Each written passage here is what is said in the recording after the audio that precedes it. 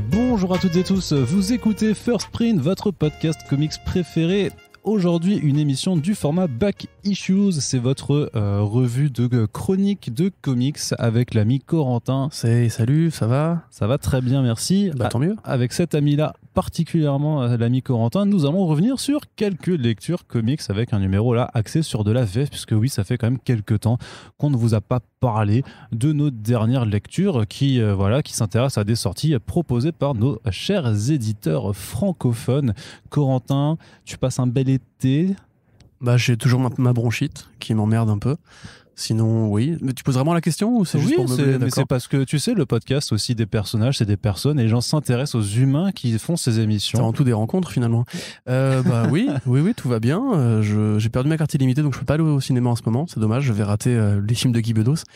Mais sinon, non, tout va bien. J'ai vu Suicide Squad, c'était cool. Je vais partir au Portugal. Je profite de mon chat en ce moment. Voilà, la vie est pas trop mal. Eh bien, ça fait plaisir à entendre, Corentin. Et donc, toi, Arnaud ? Moi, ça va très bien aussi. Tu bronzes, hein ? Oui. En ce moment-là, tu cuivres un peu. J'essaye. Ouais, malgré le petit, comment ça s'appelle, le reflux, tu sais, où on voyait la carte des températures en ce moment en France. Il y a juste une zone où il fait moche en ce moment dans toute l'Europe. C'est chez nous. Quelque part, tant mieux. Ouais. Ça fait pas très plaisir, mais bon, ce n'est pas grave. Le Summer Body, ce sera pour 2022. Corentin, on va commencer tout de suite avec une sortie là qui était un peu le hit de l'été, vu qu'on n'a pas enregistré de podcast Back Issues depuis un bon mois. On a un peu loupé le coche pour vraiment l'actualité, mais vu que c'est une excellente BD et qu'on en avait déjà parlé à plusieurs reprises dans nos Back Issues VO, je pense que ça ne fera pas de mal de remettre le couvert là-dessus. Ça s'appelle We Only Find Them When They're Dead de Al Ewing et Simone Di Meo, et c'est sorti en juillet chez iComics, et c'est un peu un titre à la croisée de Moby Dick et de Jack Kirby, ou dans les fameuses fusions marketing. Exactement, tu sais bien qu'on est expert dans ce domaine, ou donc en fait dans un futur plus ou moins distant, les sources de denrées principales, en fait, les sources les denrées sont récoltées sur des cadavres de dieux géants flottant dans l'espace, et nous on s'intéresse à l'équipage d'un vaisseau en particulier dont le maître de bord en fait voudrait aller retrouver un dieu qui soit vivant. Qu'est-ce que tu en as pensé de cette sortie, Corentin, maintenant qu'elle est arrivée en VF, hein. On en avait quand même déjà dit pas mal de bien quand ça avait commencé en VO il y a quelques temps, et moi, c'est un cas particulier parce que, comme j'ai déjà dû le dire aussi ici, je suis pas un énorme fan de Al Ewing en mainstream. Je sais que j'ai tort. Du coup, c'est plutôt ta Hulk. Voilà, j'ai Hulk. Tu n'as pas lu son Immortal Hulk. Les vannes télescopées, là, incroyable. Mais effectivement, en indé, je trouve qu'il est très très fort. Là, dès l'annonce de la série, à l'époque, quand on avait commencé à la couvrir, j'avais déjà vu, entre guillemets, ce côté Captain Ahab, on va dire, que chez le personnage de George Malik, qui est donc le capitaine d'une sorte de vaisseau baleinier, effectivement, dont le but est donc d'aller récupérer sur des corps de dieux gigantesques un peu tout et rien, c'est-à-dire dans les yeux il y a des trucs qu'on peut utiliser pour faire des médicaments, dans la chair il y a de la viande évidemment, on peut raffiner aussi avec les sels minéraux, etc. Donc les fluides qui sont utilisés comme carburant et tout ça. Ouais, tout à fait, ouais. Donc c'est assez intéressant. Moi ça m'a fait penser au début, pour le premier numéro, à un film que j'avais bien aimé de Ron Howard qui s'appelle Au cœur de l'océan, qui est une sorte de relecture de Moby Dick de manière un peu réaliste, on va dire, où tu vois vraiment l'horreur des baleiniers quand ils vont chasser ces pauvres petits cétacés qui n'ont rien fait. T'as notamment une scène où Tom Holland finit à l'intérieur d'une baleine, ce qui est proprement dégueulasse. Ouais. Et là, on est un peu là-dessus. C'est-à-dire que c'est assez. Et au début, il y a un peu même de body horror. On va dire que c'est vraiment crado, etc. Il y a vraiment ce côté chirurgical. Ouais. Et puis très vite, ça rentre dans un truc plus familial qui est un peu le tenant de ce premier arc avec le capitaine Paula Richter, qui est donc la nana qui travaille pour, entre guillemets, la corporation futuriste malveillante, tu connais, qui va faire la nique à Malik et son équipage en leur courant après, parce qu'ils ont une sorte de rengaine à régler tous les deux. Donc ça, à la limite, c'est peut-être le point, entre guillemets, faible, même si je comprends qu'il faut donner un peu d'humanité à ce personnage-là et pas juste tout axé sur la quête du divin, la quête du sens et la quête de la vérité, qui est la quête de Moby Dick et qui est la quête des dieux vivants, en l'occurrence. Donc là, en l'occurrence, on va suivre donc Malik qui veut s'échapper aux confins de la galaxie, au point d'origine des cadavres de dieux, en espérant effectivement trouver un vivant. Ce qu'il faut dire déjà pour commencer, c'est évidemment que c'est très beau. Simone Di Meo, qui avait déjà fait une série qui était publiée chez iComics, qui était Tortue Ninja contre Power Rangers, qui était plus dans un style justement très Power Rangers, c'est-à-dire que c'est coloré, aérien, dynamique, des combats très acrobatiques, etc. C'est très généreux pour les gamins des années 90. Là, ça n'a pas grand-chose à voir. On est plus dans une sorte d'esthétique un peu jeu vidéo, ou quelque part un peu littéraire, enfin un peu Jules Vernienne, futuriste, on va dire. C'est-à-dire que c'est vraiment des vaisseaux qui sont très concrets, que tu peux imaginer dans la vraie vie, qui ont des fonctions qui ne sont pas forcément des vaisseaux de combat. Et à côté, tu as celui de Richter qui, justement, quand elle vole, donne de magnifiques effets de trame, des effets de flou aussi, une colorimétrie qui est très numérique, qui justement appuie ce côté un petit peu animation. Donc c'est très très beau, très très riche, très très varié. On voit aussi que Ewing, qui je crois récemment a fait son coming out en tant qu'homme bisexuel, met un peu de lui là-dedans, puisque Malik est lui-même un héros gay. Donc c'est assez intéressant de ce point de vue-là. Il y a toute une dynamique par rapport à la vraie science-fiction à l'ancienne, c'est-à-dire qu'à un moment donné, ils sont dans une sorte de warp, donc dans... Comment on appelle ça déjà en français, d'hyper-vitesse, ils voyagent à vitesse lumière, ouais. Et où Paula Richter leur cavale après et dit on peut pas te tirer dessus à travers la vitesse lumière parce que rien ne sortirait des photons, etc. Donc tu vois aussi que c'est un vrai geek de la science-fiction qui a étudié les codes, qui a étudié les règles et qui voit vraiment comment tout ça s'organise. Et puis tu as évidemment ce mystère des vrais dieux, comme tu dis, Jack Kirbien, un peu Galactus, on va dire. Complètement Galactus, mais avec une approche un petit peu de... Ouais, qui va chercher du côté de l'animation et même de l'animation japonaise en fait, et du coup c'est un peu, c'est ça, c'est comme si c'était des mangaka qui s'emparaient en fait des grandes figures cosmiques de Marvel par exemple. Ouais, complètement. Et dans l'ensemble, je trouve que des Célestes. Déjà la propale est quand même déjà tellement bizarre de base, tu vois, c'est des gens qui vont ratisser les cadavres de dieux pour bouffer, avec un angle de saga de science-fiction vraiment dystopique où une corporation gère les pêcheurs entre guillemets, etc. Avec ce truc un petit peu de la quête du mystique et la quête du divin. Enfin, c'est tellement iconoclaste, c'est tellement beau. Ça prend son lecteur le lectorat au sérieux, ça prend son sujet au sérieux. Pour moi, c'est génial, vraiment. J'ai pas beaucoup plus de superlatifs à donner.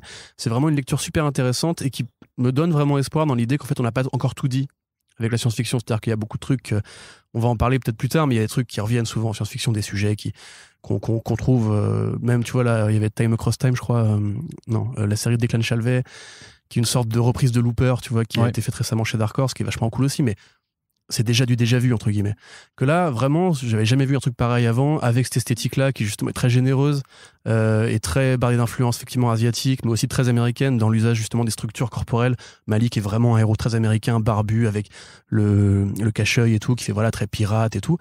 Donc ouais, c'est la rencontre des séries de pirates, des séries de science-fiction, du cosmique vraiment comics, c'est-à-dire qu'il y a aucune autre forme d'art qui a étudié comme ça les dieux des étoiles comme Jack Kirby, et c'est devenu une sorte de signature de la bande dessinée américaine. Donc on voit qu'il met plein d'influences dedans, qu'il fait une sorte de gros melting pot de ce qu'il a vraiment envie de dire, et c'est génial. Enfin vraiment, moi j'ai vraiment beaucoup aimé. Voilà. Je pense qu'il y a juste, je trouve, je sais pas si tu es d'accord là-dessus, qu'il y a quand même, notamment par le fait que ce soit quand même beaucoup de couleurs numériques et d'effets voilà, donc qui sont faits avec par logiciel en fait, qu'il y a certaines planches quand même qui perdent un petit peu il y a un peu de flou aussi, un petit peu en lisibilité. Et bon, après c'est un choix aussi de la narration, de toujours en fait bien mettre dans les petits cadres de narration pour indiquer à quelle période temporelle on se retrouve, avec une façon vraiment assez particulière de narrer ça. Et d'ailleurs la traductrice est très bien débrouillée pour retransmettre ça en français, mais qui parfois si tu fais pas attention en fait, du coup tu peux un petit peu te perdre en fait dans vraiment de savoir à quel moment on se trouve, surtout qu'il y a quand même quelques chapitres où vraiment c'est limite une page ça se passe à tel temps, la seconde page c'est 30 ans après, puis on revient, et il y a des jeux de chassés croisés un petit peu parfois qui obligent, après c'est bien aussi de vouloir impliquer son lecteur, mais qui obligent quand même à être un petit peu quand même concentré, et que tu peux pas te permettre de le lire à la va-vite. Oui, d'ailleurs les effets pour annoncer les périodes de temps avec une police d'écriture qui est très différente, qui fait beaucoup plus roman en fait, à l'ancienne justement, c'est pas roman d'aventure, je connais rien en police d'écriture, excusez-moi, c'est pas mon domaine de geekerie, mais dans l'ensemble, je dis, moi ce qui me frustre un peu, c'est qu'on passe beaucoup de temps à étudier la relation entre Richter et Malik, alors qu'au final ça se résout de manière assez sèche,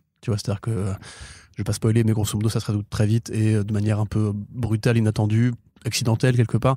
Mais c'est une façon comme ça d'introduire l'univers, les personnages, les humains au cœur de cette espèce de grande map cosmique.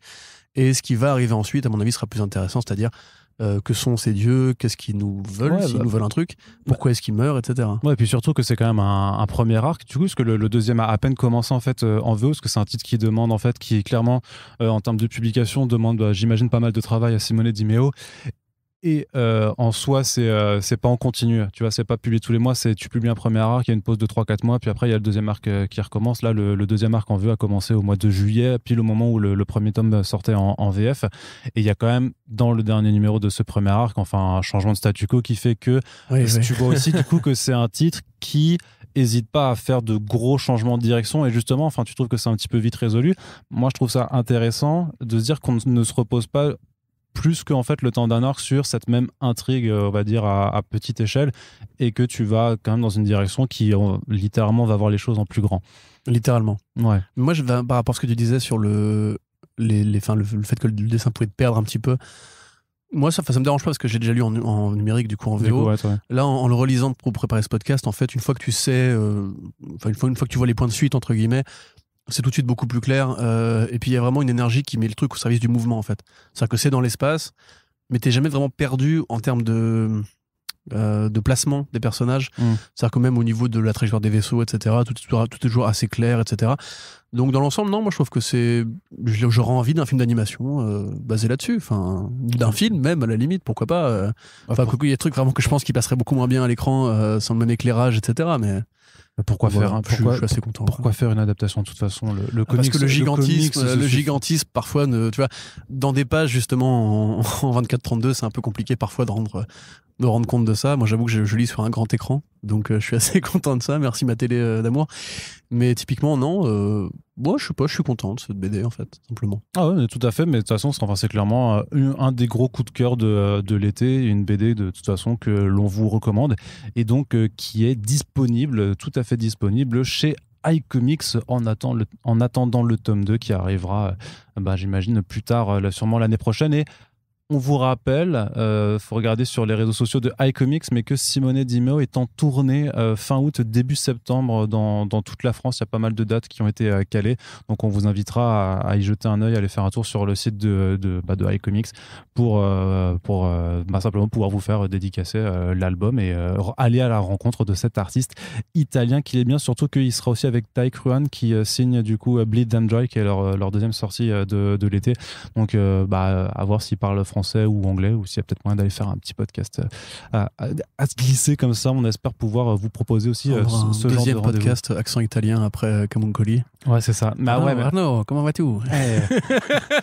J'aime beaucoup l'accent italien, pardon. Quand il fait salut mon ami, comment tu vas?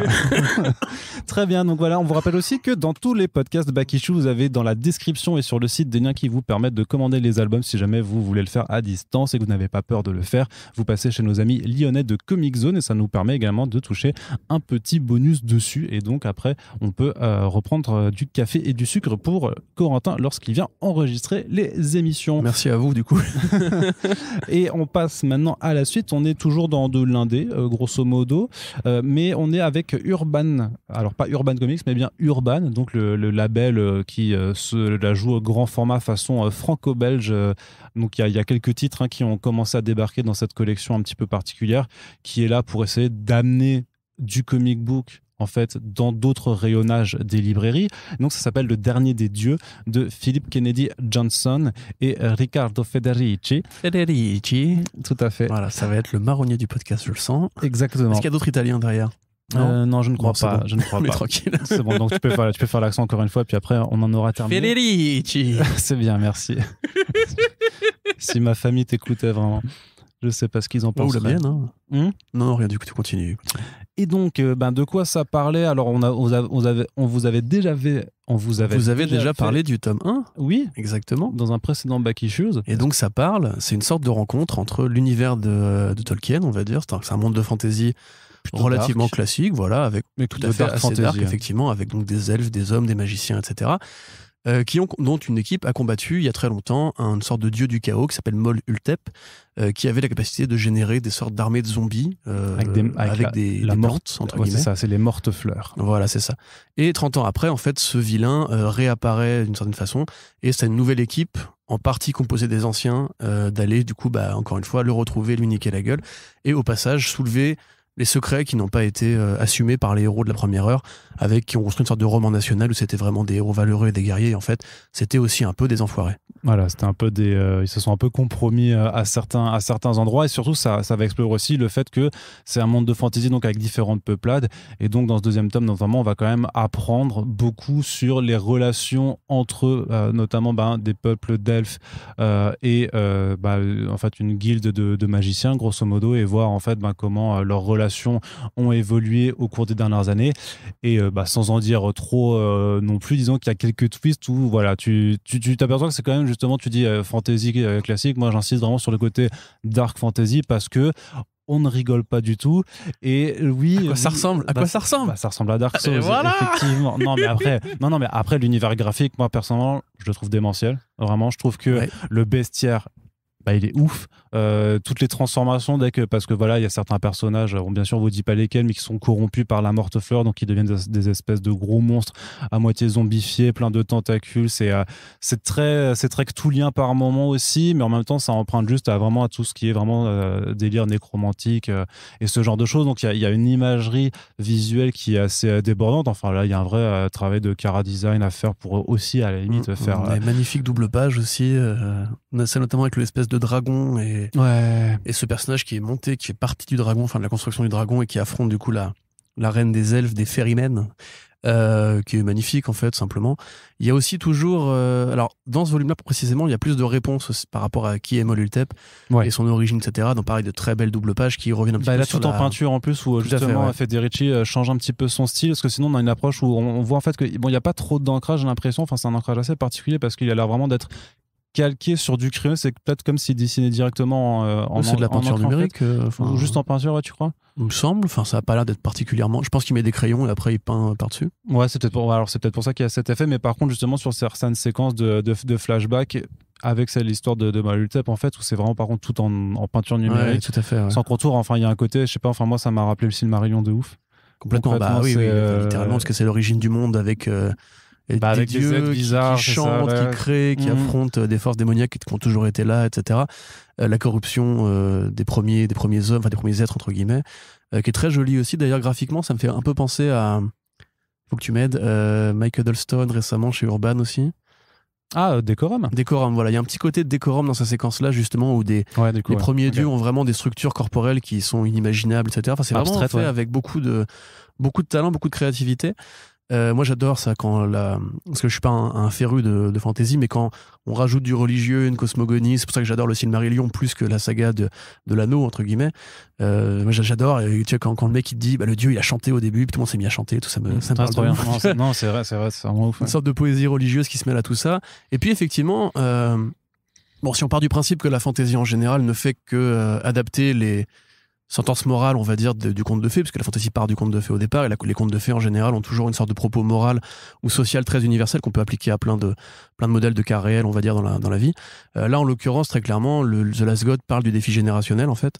Il parle de la génération, on va dire, un peu boomer, et de comment leurs enfants vont devoir, entre guillemets, assumer les compromis qui ont été faits les erreurs faites par les anciens. Voilà, c'est ça, où par exemple tu parlais du peuple elfe et de la guilde des magiciens. Typiquement, c'est un truc qui peut nous faire penser aux délocalisation, qui peut nous faire penser au massacre dans le Moyen-Orient, etc., de comment en fait nos parents ont assumé de vivre dans un monde qui était très injuste pour plein de populations, quelles qu'elles soient, et aussi comment, entre guillemets, ce qu'on a vendu comme des héros idylliques, des héros utopiques et compagnie, en fait, ont eux-mêmes eu des parcours très cruels, très bestiaux, et comment les jeunes gens, enfin leur descendance, entre guillemets, a du mal à admettre ça, en fait. Donc c'est plutôt bien foutu, c'est assez intelligemment fait, c'est toujours gavé de bonus, puisque le gimmick, entre guillemets, de la série, c'est de construire un univers d'éléments supérieurs, bonus, on va dire, avec des chansons, avec des textes en prose, avec des poèmes, avec des cartes, avec beaucoup, entre guillemets, d'éléments de lore qui vont nourrir le métatexte. Donc c'est toujours aussi bien fichu. C'est vraiment un truc qui a été réfléchi, qui a été pensé, où il y a vraiment un truc pareil que j'aime beaucoup chez Tolkien, c'est que chez Tolkien, quand tu ouvres le roman, tu as directement la carte de la Terre du Milieu, tu sais où vont les personnages, où va quoi, où va qui est qui, etc. Alors que dans la fantasy en général, c'est souvent un petit peu Morley Morlow, enfin c'est toujours un petit côté genre mais attends, ça était pas avant, il l'a rajouté et tout. Que là pour le coup vraiment tu sens que Johnson a vraiment pensé à son univers d'un seul tenant, et l'enrichit en fait avec ces petites histoires qui sont en bonus. Moi je lis pas tout parce que bon, j'ai fait un peu la flemme. Non, franchement, Mais, parce que là justement dans ce tome 2 particulièrement, enfin ce qui est proposé, le récit, enfin notamment les deux interludes des deux premiers numéros, parce que du coup c'est toujours en fait c'est segmenté, vu que ça a une approche un petit peu de franco-belge, donc c'est 12 numéros en tout, c'est divisé en 4 parce que en grosso modo chaque segment de 3 numéros en fait, si tu veux, couvre un mini arc. En fait il y a une vraie thématique à chaque fois, et parce que effectivement en fait ça va assez vite, en fait tu t'aperçois qu'on est effectivement à la moitié de la série, et tu te poses quand même la question de où est-ce que ça va aller par rapport aux événements qui se passent, parce qu'il y a vraiment des retournements de situation et des personnages qui font des choses auxquelles clairement tu ne t'attendais pas, et qui permettent à Johnson vraiment de surprendre son lecteur. En fait, limite, ça devient cohérent en fait d'avoir cette série qui est segmentée de cette façon, parce qu'il y a un vrai intérêt de séquentialité, enfin pas de séquentialité, mais de feuilletonnage en fait. De chapitrage quoi. De chapitrage, ouais, voilà. D'ailleurs, moi j'avais juste lu les 2 premiers numéros quand c'était sorti en VO, et là maintenant je la lis au rythme Urban, et je suis pas du tout. J'ai hâte de voir la suite quelque part. Et je pense, c'est un truc qu'on n'a pas dit aussi, c'est qu'il y a vraiment un petit côté ça de Stephen King. Après, le comparatif est tout bête, c'est qu'il y a ce côté genre 30 ans avant, un premier super vilain qui est vraiment à l'air impossible à terrasser, qui revient, et les héros ont vieilli, et donc ils ont pris le trajectoire beaucoup plus noir que ce qu'on pensait. Donc il n'y a pas une partout en fin de 13 ans, contrairement au roman ça. Mais il y a vraiment, pareil, la cosmogonie aussi de ça qui est très compliquée, avec l'origine même de Pennywise qui est liée à une tortue bizarre. Enfin, bref, lisez ça, vous verrez, c'est beaucoup plus bizarre que les films. Et entre ça et Die, tu vois, c'est quand même un petit peu les deux sagas de fantasy moderne qui prennent le parti, entre guillemets, de dire, et si on posait un point de vue pessimiste sur ces héros qui, généralement, en fantasy, sont souvent des personnages très utopiques. Il y avait un truc aussi de Chip Zdarsky qui était vraiment super bien en 2 numéros, White Trees, je crois, ouais. Qui, pareil, prenait le parti de dire qu'en fait, les héros qui ont mené un premier combat, en fait, sont revenus déprimés, bardés de failles psychologiques. Et c'est vrai que c'est presque un genre à part entière au sein de la dark fantasy, qu'en fait, le mensonge, on va dire, politique de ce qu'est en fait la croisade initiale, de ce qu'est en fait la quête initiatique, que ces héros-là ont accompli, mais dont ils sont parvenus forcément très glorieux, quoi. Donc c'est plutôt intéressant, et ça s'inscrit dans un mouvement que les comics abordent en ce moment, qui est plutôt cool, je trouve. Ça met une bonne contrepartie à la littérature classique et le cinéma de fantasy en général. Très bien. Bah écoute, voilà, donc ça c'est une lecture aussi. Enfin, de toute façon, ça, je crois qu'il y a quasiment toutes les lectures qu'on vous recommande, soit juste qu'on vous dira intéressez-vous si le sujet vous intéresse, mais sinon allez-y. Intéressez-vous.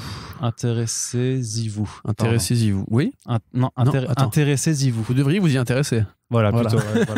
Voilà. Faisons des phrases plus simples comme ça, mais grosso modo, quand même, tout est à piocher par curiosité. Mais par contre, il y en a où vraiment on vous dit allez-y, foncez. Moi, personnellement, le dernier Dédieux, c'est pour moi, c'est une BD où vous pouvez vraiment y aller. Si vous êtes comme Arnaud dans le gang From Software, je pense qu'il n'y a pas forcément à hésiter. Ouais, non, c'est vrai, c'est vrai que c'est un vrai putain de plaisir. Puis le format agrandi, ça permet quand même de profiter de grandes planches qui mettent en avant vraiment le dessin de Federici. Il y a certaines séquences aussi où au-delà juste du chara-design et tout ça, t'as vraiment juste les points de vue, la façon dont il langue, où il fait des contre-plongées parfois sur des escaliers vertigineux avec des structures, de l'architecture, tout ça qui sont vraiment super belles. Donc offrez-le, à la limite, comme on dit justement, Urban essaie de casser un petit peu l'image du comics avec ce format-là. Peut-être que si vous avez, je pense à des parents, par exemple, typiquement, vous avez sûrement peut-être... c'est un peu le stéréotype, c'est du mec de 40 balais qui lit beaucoup de BD de fantasy, beaucoup de romans de fantasy et qui adore ça. Peut-être que vous pouvez essayer de l'intéresser aux comics par ce biais-là. Peut-être. Et après lui dire, aussi il fait Alien, le mec, ne va pas lire ça. Ça, par contre, c'est pas tant de sa faute que c'est parce qu'il y a aussi Salvador Larroca dessus. Oui, c'est vrai. Après, le scénario pas non plus. Non, effectivement, c'est pas terrible. Mais bref, ça, en tout cas, le dernier des dieux, c'est vraiment très cool. Donc, en plus, la suite arrive très rapidement. Je crois que ça sort fin août ou fin septembre même chez Urban. Donc, on pourra déjà vous dire aussi de vous jeter sur le 33 très prochainement. On continue, Corentin. J'ai envie que tu me parles d'une de tes bestioles préférées qui s'appelle Godzilla, puisqu'il y a un album qui s'appelle Godzilla Rage Across Time qui est sorti assez récemment aussi aux éditions Vestron, avec un concept qui est plutôt amusant. Oui, c'est ça. Alors, Godzilla en comics, c'est une vieille histoire, hein. Déjà, Marvel en avait fait dans les années 80. Il y a eu beaucoup de BD. On va pas se mentir, généralement assez pauvres, puisque à moins d'avoir un dessinateur très talentueux, c'est généralement du combat de kaiju. En fait, c'est un petit peu comme les films Godzilla, qui sont charmants par leur technique, mais qui, au niveau scénaristique, généralement vont pas très loin. Je dis ça en tant que fan, hein. Pour moi, c'est pas forcément un défaut, puisque la qualité de ces films-là n'est pas forcément retrouvée dans l'écriture, mais plus dans la chorégraphie, la symbolique éventuellement, et le rapport du fan à cette mythologie. Donc Rage Across Time, effectivement, c'est pas du tout dans cette catégorie-là, c'est plutôt une BD qu'on va qualifier entre guillemets d'essai de style, puisque ça pose simplement la question, mais en même temps Godzilla, il est là depuis le début, c'est-à-dire qu'il est là depuis le temps des dinosaures, entre guillemets. C'est quand même bizarre qu'il ait attendu 54 pour montrer ses grandes pattes et commencer à raser le Japon, puis à défendre le Japon, parce que c'est une créature pleine de fantaisie. Donc là, effectivement, on va plutôt prendre différents points de vue à travers l'histoire, de grands faits historiques, on va dire, qui se sont passés. C'est-à-dire que parce que moi je suis là, j'ai un trou de mémoire sur la mythologie de Godzilla, mais à la base c'est pas censé être justement les essais nucléaires Alors non, ça c'est dans la version de Roland Emmerich en fait. C'est le film de 98 qui pose cette idée-là. Mais le Japon questionnait pas déjà les essais nucléaires à l'époque? Godzilla est une allégorie en fait de la bombe nucléaire, puisque effectivement il est radioactif et il détruit des villes, simplement. Et puis il vient de la mer comme les avions. Mais il n'est pas créé par les bombes nucléaires. Il n'est pas créé par les bombes nucléaires, non. Godzilla, okay. C'est une sorte de dieu, en fait. C'est-à-dire qu'il a toujours été plus ou moins là. Si tu prends la version de Legendary, qui est plutôt fidèle, grosso modo, c'est des créatures très anciennes, c'est des titans qui ont toujours fait partie de notre monde, mais ils ont une terre à eux, grosso modo, ils ont un monde à eux sur notre planète, un petit peu comme King Kong. Ils se cachent dans les fonds marins, c'est un petit peu comme chez Jules Verne, tu vois, avec le voyage au centre de la Terre. Grosso modo, D'ailleurs, c'est intégré à Age of Time, parce que tu reviens à un moment où, grosso modo, les kaijus dominaient la Terre, c'est-à-dire à l'époque des dinosaures, où en fait les dinosaures étaient juste des petits kaijus, comme par exemple il y aurait les souris pour nous, tu vois, si dans 1 milliard d'années les souris sont sexy pour les hommes cafards, qui du coup les verront comme des monstres géants, nous on sera encore plus gros qu'eux, donc on sera un peu les kaijus du monde des souris, du monde des cafards. Si vous m'avez suivi, vous êtes super. Mais donc grosso modo, là l'idée, c'est simplement de prendre des grands faits historiques et de dire Godzilla était là. Donc ça commence par une histoire qui place en fait Godzilla au moment de l'invasion, l'invasion ratée de l'Empire mongol sur le Japon, donc aux alentours du XIIIe siècle, je crois, ou du XIIe siècle, quand il y avait justement l'Empire de Kublai Khan. Regardez la série Marco Polo, une très mauvaise série, mais il y a des bonnes bastons dedans. Vous avez BD Wong d'ailleurs qui joue le Kublai. Donc qui avait essayé, en fait, donc c'était un empire énorme, l'Empire mongol fondé par Gengis Khan, qui avait dans l'idée de conquérir le Japon, puisque c'était quand même une pièce à prendre, tu vois, c'est un truc qui a jamais été envahi et tout, c'est très compliqué d'attaquer le Japon parce qu'il est entouré de cyclones, même encore aujourd'hui, tremblements de terre et compagnie. Donc il avait envoyé une armée énorme de plusieurs dizaines de milliers d'hommes à l'époque où les armées faisaient des milliers d'hommes et pas des dizaines de milliers d'hommes, et quelques bateaux avaient pu toucher terre, et ensuite les 2 tiers d'entre eux ont été ravagés par un ouragan. Donc c'est le point de vue de l'histoire, grosso modo, de dire qu'il n'y a pas eu d'ouragan, mais il y a eu un Godzilla. Et on agglomère en plus tout ça en disant que le Kublai lui-même est venu avec des kaiju. Et donc, grosso modo, ça fait un petit peu ce que Pichomoko a fait avec Demon Days, qui est donc du coup le premier numéro qui se passait pendant le Japon féodal et qui réinvente les X-Men comme des héros de manga de samouraï, on va dire. Là, c'est pareil, c'est-à-dire qu'on a du coup 2 guerriers qui représentent un petit peu les guerres intestines entre le peuple et les seigneurs de cette période-là, qui vont être envoyés pour aller réveiller Orochi, donc le démon serpent avec toutes ses têtes, etc., qui n'est pas King Ghidorah, parce que je crois que c'était Tsuburaya qui avait dit qu'en fait, il n'y a rien à voir entre les deux, ou Eiichiro Honda, je sais plus. Donc grosso modo, ce dragon-là, qui donc est le dragon protecteur, on va dire, se réveille. Godzilla le voit, se dit, voilà, rivalité. Il sort de l'eau, il pète la gueule, et du coup, les 2 guerriers disent, il faut qu'on amène Godzilla au bord de l'eau, en espérant qu'il préfère tabasser les Kubilai que nous. Et ça se passe très bien pour eux, heureusement. Ils amorcent l'idée que Godzilla va revenir dans le futur, ce qui finira par arriver. Et c'est dessiné de manière très estampe japonaise, tu sais, avec ce style où Godzilla a de la fumée qui sort de la bouche comme les dragons des estampes. Il y a vraiment un univers graphique qui est très beau, c'est très coloré, c'est très joli. Voilà, tu vois les vagues de Hokusai, tu vois tout ce que tu peux voir comme truc vraiment très estampillé Japon, on va dire, de cette époque-là. C'est déjà vachement bien foutu. Le problème, c'est que c'est le meilleur numéro et c'est aussi le premier. Puisqu'ensuite suivent d'autres moments du temps, on va dire. Donc, dans le 2, c'est Godzilla qui affronte les dieux de l'Olympe, et là c'est probablement le numéro le plus faible de la fratrie, puisque c'est les dieux de l'Olympe qui développent une sorte de propos ridicule pas très bien agencé, on va dire, sur pourquoi les hommes auraient besoin des dieux, etc., alors que c'est pas du tout comme ça que pensaient les Grecs, avec un combat entre Zeus et Godzilla qui est pas très clair. En fait, du coup, il aurait transformé Godzilla en mont Vésuve, et Godzilla, en se réveillant, aurait provoqué l'éruption du Vésuve qui rase la ville de Pompéi. Bon voilà, après on retourne au XIIIe siècle, plutôt au XIVe siècle à l'époque justement de la peste noire en Europe. Donc c'était une maladie, comme vous le savez, transmise par les rats, entre autres, et qui avait ravagé vraiment beaucoup plus vénère que le Covid. À l'époque, c'était beaucoup de morts. Et le roi d'Angleterre, Édouard III, pense que cette maladie n'est pas liée simplement à la nature, mais origine d'un dragon, entre guillemets, un dragon noir. Donc c'est pas Godzilla en l'occurrence, mais il envoie des croisés en terre monstrueuse, c'est pas précisé exactement où, pour aller dégommer du Strum. Ça, c'est plutôt pas mal, mais c'est un peu court. Tu vois, le concept, justement, d'avoir une armée de croisés qui part en terre sainte, entre guillemets, ou en terre maudite, en l'occurrence, pour ravager du kaiju, c'est intéressant, mais t'auras envie d'en voir plus. La troisième histoire, c'est Hannibal, qui va, du coup, byzantin, qui va péter des gueules à Rome et qui, grâce à Godzilla, arrive à se frayer un passage à travers les Alpes. Ça, c'est un numéro qui est plutôt intéressant parce que, justement, déjà graphiquement, il est super intéressant. C'est vraiment, on dirait un peu du 619, au sens où c'est justement assez cartoon, assez c'est mi-manga, mi un peu concept art jeu vidéo, tout. Enfin, c'est vraiment plutôt joli. Puis le héros surtout est vachement intéressant parce que lui, il a pas peur de Godzilla. En fait, il se dit, c'est les dieux qui m'envoient cette bestiole bizarre pour en fait accomplir ma tâche qui est de ravager l'Empire romain. Donc là, il y a pas, encore une fois, un petit côté Moby Dick, c'est-à-dire que le mec a une mission et il est prêt, entre guillemets, à défier la bête, une bête qui est beaucoup trop grosse pour lui. Donc ça, c'est plutôt intéressant. Et enfin, la dernière histoire, donc comme je le disais, qui revient au temps des dinosaures pour un bordel monstrueux qui est pas très bien dessiné, qui est pas très clair, qui essaie de faire une sorte de twist ironique sur l'histoire de l'humanité, qui sert un peu à rien, on va dire. Donc c'est grosso modo, c'est un 3 sur 5, on va dire. D'ailleurs, c'est la note que je lui ai attribuée. C'est un calcul vraiment très abstrait, hein, je m'en excuse, mais on va dire que c'est vraiment une bonne idée. Ça mériterait à la limite une sorte d'anthologie, tu vois, de numéros de 48 pages où justement, à chaque fois, Godzilla va traverser un chaînon historique intéressant. On pourrait imaginer un Godzilla pendant la Première Guerre mondiale. On pourrait imaginer un Godzilla qui serait le mec qui coupe la mer en deux quand les Hébreux traversent le truc, tu vois. Enfin, il y a plein de possibilités. C'est un peu comme Assassin's Creed, tu vois. C'est-à-dire que l'histoire, c'est un terrain de jeu tellement vaste d'anecdotes, de bizarreries, de quêtes de pouvoir, d'événements naturels qui sont venus pour foutre la merde dans le destin humain, que tu peux tout imaginer, en fait. Et là, les exemples qui sont pris sont mi-intéressants, mi-opportunistes. C'est-à-dire que c'est évidemment très facile d'imaginer l'éruption du Vésuve avec Godzilla, tu vois. Typiquement, c'est pas très bien foutu. Par contre, le fait de traverser les Alpes pour aller niquer l'Empire romain avec justement une sorte de défi entre l'homme et Godzilla, c'est plutôt inédit. En général, les hommes ne sont rien face à Godzilla, soit c'est des alliés, soit c'est des aliens, on va dire. Donc là, ouais, c'est plutôt intéressant. On aurait envie, grosso modo, d'une série comme ça à long terme. Graphiquement, c'est bien fichu. Les couvertures en VO sont très jolies. Là, il y a une préface d'un mec, j'ai oublié son nom, je suis désolé, qui a écrit justement un bouquin sur Godzilla, qui est une sorte de. Sur les kaiju, même sur les kaiju. Sur les kaiju en général, ça, qui est une sorte de passionné, et qui vraiment vous raconte l'histoire de Godzilla, des productions de la Toho, etc., qui est très bien documentée et tout.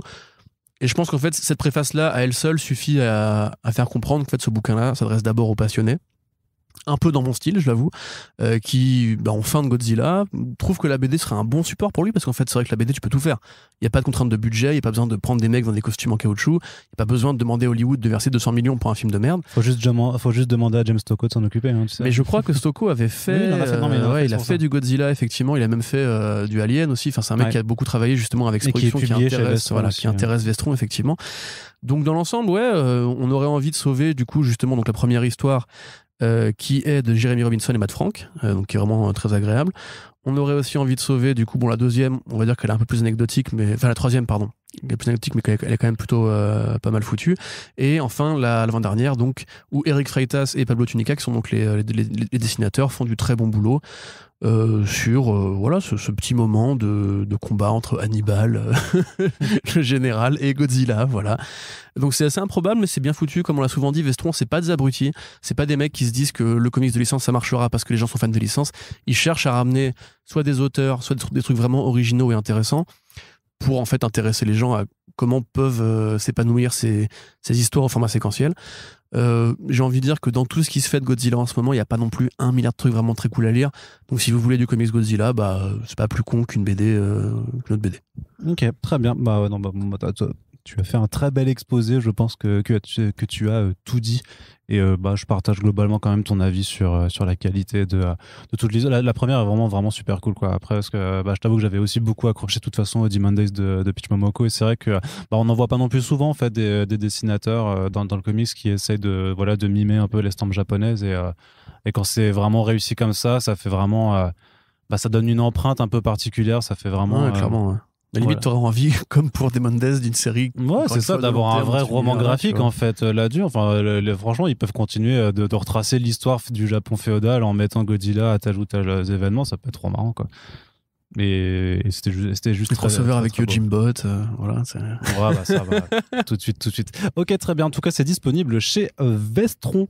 Et donc, bah, on vous encourage, notamment si vous êtes passionné de gros kaiju, à aller y jeter un œil. Ensuite, on va dans un tout autre registre. On sera toujours avec des bestioles, mais des bestioles beaucoup plus petites et beaucoup plus mignonnes, puisqu'on est avec Kinaï Édition pour vous parler d'un roman graphique jeunesse. Donc, Kinaï, on vous rappelle que c'est une maison d'édition indépendante qui est spécialisée surtout dans la BD jeunesse, soit on va dire vraiment jeunesse gamin jusqu'à on va dire adolescent, young adult, avec ce terme qui est toujours un petit peu délicat pour vraiment définir qu'est-ce qu'on entend par là. Mais donc là, c'est plutôt quand même un peu pour les gamins, on va dire, dans la façon dont ça a été conçu. Par contre, c'est pas pour autant que si vous avez 30 ans, vous n'apprécierez pas la chose. Et si certaines des personnes qui nous écoutent ont des enfants déjà et qui commencent à pouvoir lire un petit peu des bandes dessinées, ce sera assez chouette à leur proposer. Donc, sans plus tarder, le titre, ça s'appelle Ours. C'est écrit par Ben Quinn, qui est un scénariste qui œuvre pour la télévision, qui a été notamment le créateur de la série Powerless, que Corentin refuse de légitimer comme une bonne série. Parce que c'est pas une bonne série. Je sais, mais voilà, donc c'est lui qui écrit ça. Et c'est dessiné par Joe Todd Stanton, qui a travaillé beaucoup dans l'animation, et notamment pour Pixar. Et donc, ça va un petit peu... Qui est très fort, quoi. Ouais, et donc ça va un petit peu se retrouver dans cette histoire qui est très mignonne, effectivement, qui a un petit côté Pixar, forcément Disney, tout ce genre de choses-là. Et donc, en fait, on suit Ours, qui est un chien. Donc, attention, va falloir vraiment... donc, c'est Bear en anglais. Donc, c'est un chien d'aveugle qui, en fait, dont la mission est d'aider Patrick. Donc, Patrick, qui est son maître, qui est aveugle depuis toujours. Et il aime son maître. Ils ont une vraie complicité. Ils ont vraiment une relation unique. C'est vraiment un bouquin, de toute façon, sur lequel Ben Quinn a fait des recherches réellement sur la cécité. Sur la cécité et à la fois sur ce que sont les chiens d'aveugles, et connaît un petit peu vraiment, c'est vraiment de retransmettre vraiment le type de relation très particulière qui se développe entre un chien dont vraiment le seul but est d'aider un être humain à pouvoir vivre quotidiennement. Et le problème, c'est qu'un jour, Ours commence à perdre la vue, enfin il perd la vue littéralement, il devient aveugle aussi, et à partir de ce moment-là, il va partir à la recherche d'une solution dans la forêt qui est située près de la ville dans laquelle vit Patrick, puisqu'a priori il y aurait une forme de magie quelque part qui pourrait l'aider à retrouver la vie. Effectivement, c'est des ratons laveurs qui lui disent d'aller se pointer dans la forêt, et là-dessus, les péripéties vont s'enchaîner. Ours va rencontrer un vrai ours, du coup il va y avoir aussi des vrais ours, donc c'est pour ça va être un peu compliqué de passer perd un petit peu. Va avoir plein de petites péripéties. C'est un bouquin qui vraiment essaye de montrer qui est doublement intelligent dans la façon qu'à la fois il veut aussi représenter le monde d'un point de vue de chien. Donc il y a vraiment des façons d'aborder les choses ou des réflexions qui sont vraiment réfléchies et écrites pour être pensées par un point de vue qui n'est pas celui d'un être humain, mais en passant par le prisme de l'animal aussi. C'est vraiment un bouquin qui te fait réfléchir à vraiment qu'est-ce que c'est que voir, qu'est-ce que c'est en fait vraiment la perception, comment est-ce que tu perçois ton monde, comment est-ce que tu te représentes les choses, et qui aborde tout simplement en fait le handicap visuel, la cécité, parce qu'on s'intéresse aussi à Patrick qui de son côté part à la recherche de son chien qui à un moment disparaît, et donc forcément il veut le retrouver, et c'est vraiment super intelligent dans la façon dont ça aborde ces sujets, parce que bien sûr il y a forcément une envie de sensibilisation, j'imagine, pour le public jeune auquel c'est prioritairement destiné, mais c'est pas aussi des thématiques qu'on voit aborder avec autant de simplicité, de justesse et un petit peu de tendresse en fait dans ce bouquin. Et si je parle de tendresse aussi, c'est parce que vraiment Joe Stanton fait un travail formidable en fait. Donc c'est clairement du dessin estampillé, animation pour jeunes, mais c'est beau. Tout simplement, enfin c'est très très agréable à regarder. Vraiment l'édition de Kinaï, en fait, c'est un grand format. C'est pas comme leurs autres bouquins. Les planches sont un peu plus, c'est pas non plus du format à l'italienne, mais clairement c'est des planches presque en grand carré, on va dire. Donc ça permet vraiment de profiter en fait de cette approche, j'ai pas mi dessin, mi peinture, qui a vraiment quelque chose d'assez chouette. Les chiens, les ours qu'on rencontre, les ratons laveurs sont tous trop mignons, grosso modo. Donc c'est vraiment un plaisir de lecture, Corentin. Je te donne la parole un petit peu aussi là-dessus. Ouais, c'est gentil, merci. Non, mais je suis assez d'accord avec ce que tu dis. Effectivement, c'est de la BD pour enfants, mais c'est pas un truc qui prend les enfants pour des abrutis. Et moi, c'est toujours ça qui me plaît, en fait, c'est quand un produit qui est destiné à un lectorat, entre guillemets, ciblé, très identifié, arrive quand même à avoir une sorte d'énergie particulière, un truc qui peut être apprécié, quel que soit ton âge, entre guillemets. Alors là, évidemment, je vous dis pas que c'est le scénario de l'année, hein. Le chien va pas apprendre le kung-fu avec un vieux maître aveugle pour après botter des culs de ninja, mais grosso modo, presque quand même. c'est pas Bear Murdoch, tu vois, enfin Ours Murdoch. Mais ouais, là, c'est vraiment le graphisme, moi, qui m'emporte. C'est trop mignon. C'est vraiment la façon qu'il a de poser des yeux, en fait, qui sont juste des toutes petites billes noires. Si vous avez vu la série Hilda sur Netflix, d'ailleurs, très bonne série d'animation, vous voyez le personnage du reindeer, comment on appelle ça déjà? Enfin, le renard cerf qui lui tient lieu de compagnon. Pareil, un petit peu ces petites billes noires qui justement donnent une sorte d'énergie d'esthétique très mignonne, très, très saine, très douce, très tendre, très posée. Il y a un petit côté un peu dramatique aussi, on peut dire ça comme ça, c'est pas que du mignon et du... C'est pas kawaii non plus, hein, c'est...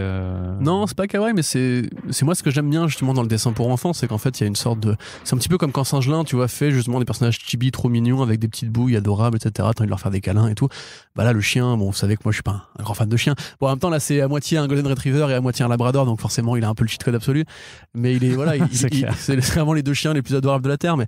là ouais il est trop cool, c'est une petite aventure assez adorable et il y a une façon de représenter comme tu dis la cécité avec plein de bonnes idées visuelles, puisqu'on voit du coup ce que voit Ours quand il n'a plus la vue, donc ce qu'il imagine, la façon dont il va redécouvrir le monde avec ses autres sens que sont l'odorat et l'ouïe.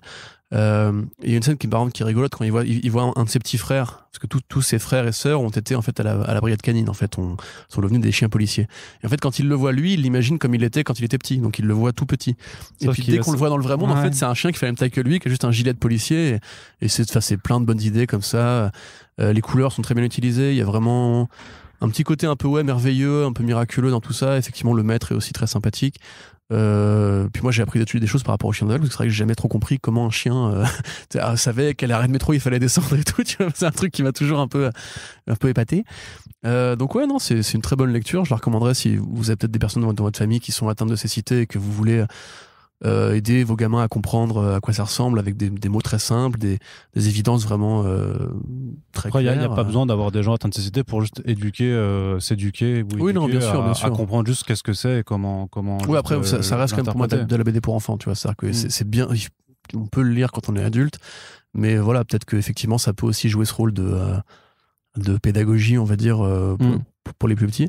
Et puis ouais, non, sinon si vous aimez les BD avec des chiens, les bonnes BD avec des chiens, bah ça fait le taf. C'est ça, c'est pas non plus nous trois, c'est un autre registre que nous trois, c'est pas Rover Red Charlie et tout ça, c'est encore un autre registre, mais ça reste une bonne BD. On va faire un jour top 10 des BD avec des chiens. Et Ours sera forcément dedans. Et allez, on va terminer ce premier Back Issues VF du mois d'août avec American Ronin. Donc c'est un titre qui a été publié à la base chez Aiwa Studios. Donc c'est écrit par un certain Peter Milligan, un Britannique qu'on aime bien beaucoup par ici, et dessiné par le dessinateur espagnol Ako, qu'on aime aussi beaucoup, même si on a moins eu l'occasion d'en parler parce qu'il est, il est plus rare, il est plus rare tout simplement. Et donc c'est sorti, comme tous les titres Aiwa en France maintenant, c'est chez Panini Comics. Et donc Corentin, si tu aimes l'espionnage, les gros tirs de gun, les psychopathes et il y a pas beaucoup de guns et les mises en scène ultra chiadées, a priori ce genre de récit c'est pour toi. C'est ça. Alors en fait, ça parle dans un présent, je vais dire dans un futur. Dans un futur présent, très proche quand même, on va dire sinon. Entrepreneurial, on va dire, où on imagine qu'une corporation, enfin une agence de corporation et un regroupement de corporations a mis au point des super soldats capables d'être très persuasifs parce qu'ils ont des zones dans le cerveau activées par des nanomachines, qui leur permettent à différents degrés d'influencer l'empathie des autres. C'est-à-dire qu'ils arrivent à se mettre à la place des autres. S'ils prennent un peu de l'ADN d'Arno Kiku, par exemple, et qu'ils la mettent dans leur corps, ils comprendront exactement ce qu'a vécu Arno Kiku, son amour pour Dark Souls, ses vieux souvenirs dans la boue, avec la bouse, etc., les vaches de Strasbourg. Et voilà, donc c'est un peu tout ça, grosso modo, à la fois. Et donc on suit cette espèce de super espion dont le pouvoir n'est pas de bouger très vite ou de tirer très fort, mais de comprendre en fait l'interlocuteur qu'il a en face de lui. Et on va suivre du coup un rebelle qui lui se met sur la piste de milliardaires dont il a envie de défourailler la gueule parce qu'il est pas très content de ce qu'on lui a fait quand il était petit, quand on l'a enlevé pour en faire ce Ronin. Ouais, ça, une machine à tuer. Donc, alors c'est très particulier comme BD, c'est une lecture qui est assez difficile d'accès, je trouve, parce que Peter Milligan, maintenant, c'est un vieux monsieur qui a été formé à d'autres codes d'écriture. Il a su rester moderne, il a toujours su être talentueux, qualitatif dans tout ce qu'il a fait ensuite, mais c'est vrai qu'il y a une façon de poser les choses et les dialogues, et le rythme aussi beaucoup, qui sont un petit peu, je dirais pas sclérosés, mais je dirais vraiment particulières. C'est-à-dire que c'est pas une BD que tu lis comme ça pour t'occuper les doigts au moment d'aller pisser, c'est vraiment un truc dans lequel il faut, entre guillemets, s'investir, être sûr de bien suivre à quel endroit il est, à quel endroit il est, etc. C'est très narratif. C'est assez verbeux. C'est encore une fois assez ouvert sur la question, on va dire, de l'hétéronormie, enfin, de l'envie de rompre un petit peu avec hétéronorme, voilà. C'est des combats de super espions à coup de je t'ai pris un peu d'ADN donc je sais ce que tu penses maintenant et tout, et je rentre tes cauchemars, et il y a des trucs à base de viols pédophiles et tout. Enfin, c'est vraiment très particulier. Par contre, comme tu dis, en termes de mise en scène, c'est un thriller halluciné des années 70. Voilà, si vous avez aimé Cruising, ou si vous aimez ce genre de trucs vraiment très bizarres, à la mi-chemin entre l'horreur, le cybertech thriller, ouais, et puis l'esthétique un petit peu italienne, parce que c'est très européen. Comme BD, c'est des décors très européens, ça passe notamment beaucoup par l'Italie. Il y a une façon pour Echo de filmer, j'allais dire, de dessiner les personnages toujours en gros plan. C'est-à-dire qu'il y a très peu en fait de plans très éloignés. Il y a beaucoup de jeux avec les éclairages aussi, où par exemple le Ronin, on voit rarement son visage, on voit plus souvent ses les reflets de ses lunettes, ouais. C'est-à-dire ses lunettes d'aviateur, qu'il a en dessous une casquette, donc il a un look très stylisé, etc. Et donc ça crée un personnage qui est vraiment, ouais, typiquement de la BD, tu vois. C'est vraiment une histoire qui profite du format BD. Un petit peu comme Ours, tu vois, on peut difficilement imaginer un film d'animation qui aurait ce découpage, cette façon de passer d'une scène à l'autre avec les changements de plan, de sens et compagnie. Mais là, c'est pareil, en fait. Un cinéaste aurait du mal, je pense, à retranscrire la façon dont Ako casse ces cases pour en fait vraiment des espèces de grammage très mécanique où t'as un plan là, un plan là, un plan là, et limite il faut imaginer le hors-champ pour savoir ce qui se passe, parce que des fois c'est vraiment genre des scènes de combat où tu comprends rien, parce que tu vois juste la gueule du mec qui va le dingue, et limite t'as pas vu ce qui s'est passé avant, etc. Donc moi je dirais, voilà, si vous aimez un petit peu le cinéma expérimental, si vous aimez la BD qui est vraiment une sorte d'hommage, on va dire, très assumé, mais en même temps très particulier, très psychédélique, un peu fourbe aussi, parce que ça cherche vraiment à te perdre des fois. Et vraiment, tu te dis, mais non, bah là, j'ai rien compris, là, en fait. Et puis lui, etc. Et puis c'est assez pervers dans la façon de poser la question du cul. C'est un truc qui interroge beaucoup Milligan. Hein. Il y a toujours un mec qui va dans les BD de Milligan, il y a toujours un sadomaso. Tu vois, c'est un truc qui est assez évident. Ouais. Là, voilà, encore une fois, le viol pédophile, le rapport qu'a le héros, justement, aux personnes qui va ingérer, entre guillemets, parce qu'il se met vraiment à leur place. Souvent il chiale, tu vois, quand il parle à un mec, parce qu'il subit leur traumatisme, en fait, quand il ingère, se rappelle leurs pires souvenirs, et pour les manipuler il leur rappelle à eux, mais comme il le vit en même temps, du coup il est très atteint. Donc c'est quand même assez particulier, mais dans l'ensemble c'est plutôt, je trouve, une bonne BD d'espionnage. Ça tord un peu justement l'habitude des héros très musculeux, très virils, très expéditifs. Là c'est un héros qui est sensible, en fait. C'est pas Prodigy, quoi. Ouais, c'est pas du tout Prodigy, qui est un BD masturbatoire à la con. Elle m'a même énervé, cette BD, j'aime pas du tout Prodigy. Mais voilà, quand même, le pouvoir du héros, c'est d'être très empathique. Donc c'est quand même très particulier, c'est un peu l'inverse de ce que tu imagines, justement, du tueur froid, méticuleux, etc. Et ouais, de très beaux décors et tout. Enfin, c'est une bonne aventure. Je sais pas si t'avais lu le Nick Fury avec Ako au dessin aussi. J'ai pas lu le Nick Fury avec Ako. Faudra que tu le regardes, parce qu'en fait tout était déjà là, en fait, en termes de mise en scène, de la façon dont c'est agencé et tout. Même Midnighter, tu sais, il y a déjà des trucs par rapport au côté une nanomachine, mon cerveau est un ordinateur, etc. Et puis même le Midnighter lui-même, qui n'était pas un héros tout à fait hétéronormé. Donc on voit qu'il y a une sorte de bibliographie Ako. On voit que Peter Milligan s'amuse toujours autant, il est toujours aussi créatif. Là, c'est un petit peu Renato Jones croisé avec du Nick Fury, avec du Shield, et avec ce côté vraiment très anormal, entre guillemets, d'avoir justement des super tueurs qui basent tout sur leurs émotions, et qui, quelque part aussi, essayent vraiment d'être très... Il y a une scène, par exemple, où avec le personnage, enfin le vilain principal qui est l'incube, à un moment donné, si tu veux, t'as 15 mecs qui lui braquent des flingues sur la gueule, et juste le mec il parle et il dit 3-4 mots, en fait les mecs s'entretuent. Donc ça, tu dis, mais non, enfin c'est bizarre, j'arrive pas à adhérer à ça, tu vois, mais comme tout est stylisé, que c'est vraiment juste une BD de genre et d'ambiance, d'atmosphère, etc., limite les propos anticapitalistes passent au second plan. Finalement t'adhères bien au truc parce que c'est bien dessiné, parce que ça te porte, parce que c'est toujours assez évident d'une scène à l'autre et compagnie. Et en définitive, moi j'ai bien kiffé. Voilà. Bien. Je trouve que ça renouvelle un peu, pareil, encore une fois, le genre du super assassin qui se lance après ses anciens employeurs, etc., qui est un truc que t'as déjà vu. Ouais, c'est vrai que sur la base de juste ça, en fait, juste sur la base de ce pitch, effectivement, ça c'est un truc que t'as.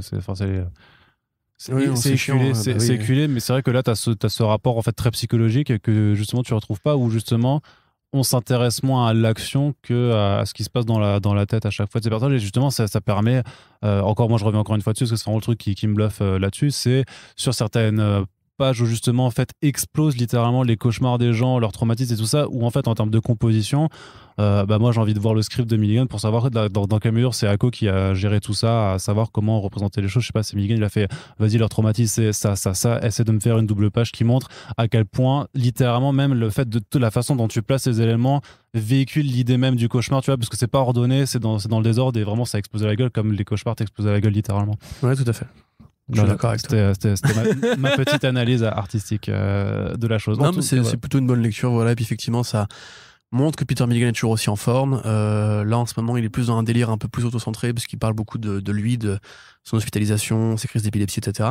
Ça, c'est vraiment une sorte de truc qui aurait pu être chez Vertigo à une autre époque, quand justement Vertigo s'amusait à prendre des codes de BD très établis pour en faire un truc très bizarre et encore une fois, apatride, j'allais dire. Pourquoi j'allais dire apatride ? Un autre mot, iconoclaste, j'adore ce mot. Oui, tu l'as déjà dit 2 fois. Voilà, iconoclaste. Et finalement, non, mais c'est cool de voir que le mec est toujours aussi en forme, est toujours aussi productif et créatif. Maintenant, on espère avoir plus d'Ako dans les prochaines années, parce qu'il y a quand même plein d'autres histoires qui mériteraient son coup de crayon. Ah, effectivement, j'ai pas trop de doute sur le fait que le type continuera d'avoir du travail. Donc voilà, ça c'est disponible chez Panini et on vous le recommande également. Et donc voilà, ça fait 50 minutes pour ce petit Back Issues VF estival. On espère que les BD qui ont été abordés auront le mérite à minima de vous intéresser. N'hésitez pas à nous dire si vous les avez déjà lus, si vous comptez les acheter. Donc faites-nous vos retours sur les réseaux sociaux et sur notre site internet. On espère que nos podcasts vous plaisent toujours et on vous dit à très bientôt pour les prochains Back Issues, parce qu'il y en aura quelques-uns. Là, on a pas mal de lectures à rattraper, donc on va vous proposer quelques numéros de ce genre dans les prochains jours. Salut! Salut!